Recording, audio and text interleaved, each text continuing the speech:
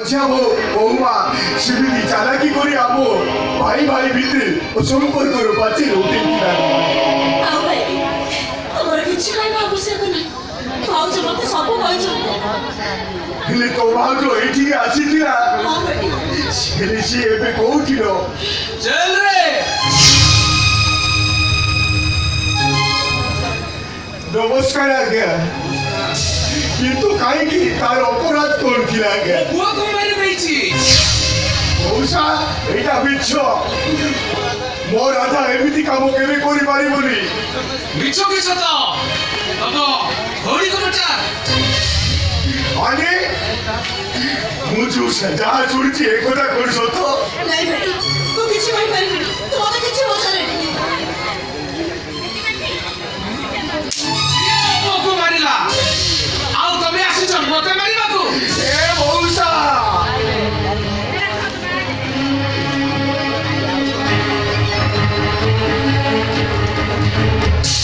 ଆପଣ ଭୁଲ କହିଲେ ଅଙ୍କଲ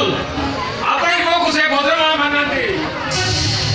ଆପଣ ପୁଅକୁ ମାରି କେବଳ ସେଇ ବିକ୍ରମ ମାନସିଂ ମାନେ ଆପଣ ହଁ ଅଙ୍କଲ ମୁଁ ତା ମାମୁଁ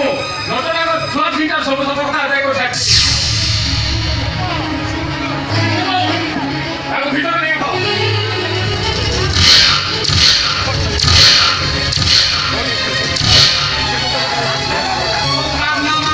ଆସ ସବୁ ସଦା କଥା କହିଦେବେ ହଁ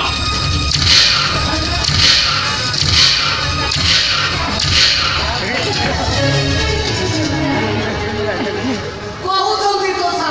ଏମିତି ମାରୁଛନ୍ତି କାହିଁକି ଫୁଲରେ ମୋର ପ୍ରେମାଳନ ସମୟରେ ପାଟିରୁ ଗୋଟେ କଣ ସ୍ଲିପ ହୋଇଗଲା ସେଇ କଥାକୁ ଧରି ଜଣେ ଭଦ୍ର ଲୋକଙ୍କ ଆଡ଼େ ଆପଣ ଏମିତି ମାରୁଛନ୍ତି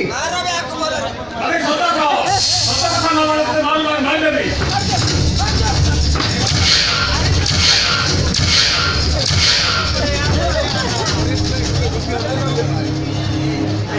ବାବୁ ଆପଣ ତ ବଞ୍ଚିଛନ୍ତି ସେଦିନ ଗୋଟେ ପାଟିରୁ କଣ ସ୍ଲିପ ହେଇଗଲା ବୋଲି ଏପଟ ସେପଟେ ହୋଇଗଲା ଏବେ ତମେ ତ ବଞ୍ଚିଛ ମୁଁ ଏବେ ଯିବି ମୋ ଝିଅକୁ ଧରି ଆପଣଙ୍କ ସହିତ ମହାରଙ୍ଗରେ ବାହା କରିଦେବି ତାମାନେ ଆପଣ हाँ क्या किया जो जो मते बाहर आइला अब मु बेकार बोली मते मारी मो संग रोहन समुद्र को विवाह करले ଯାହା ହଉ ଆପଣ ବଞ୍ଚି ନାହାନ୍ତି ଯେ ବଞ୍ଚେଇ ଦେଇଛନ୍ତି सुनिले तो कल ए सब कोन होची मु किछि बुझी पारुनी आउ किछि समय करे आपण सब बुझी देबे ହେଲେ ପୋଲିସ ବାବୁ ଓ ରାଧା मु ताको बेल नै आछे आउ से भीतर आसला पई नजा करथते मु जाउते ए नाटक मुख्य खलनायिका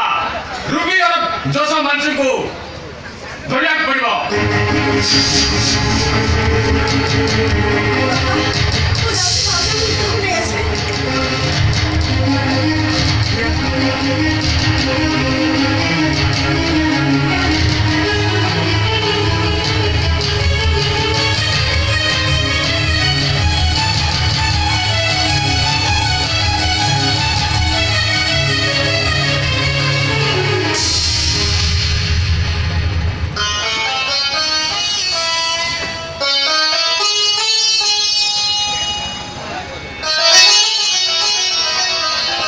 एमा ले उठिया कहि की ମଣିଷ ନେଡ଼ି ବାପା କିନ୍ତୁ ରାଧା ଧନୀଠାରୁ ଯାହା କଥା ଶୁଣିବା ପରେ ମୁଁ ନିଜକୁ ଦୋଷୀ ମନେ କରୁଛି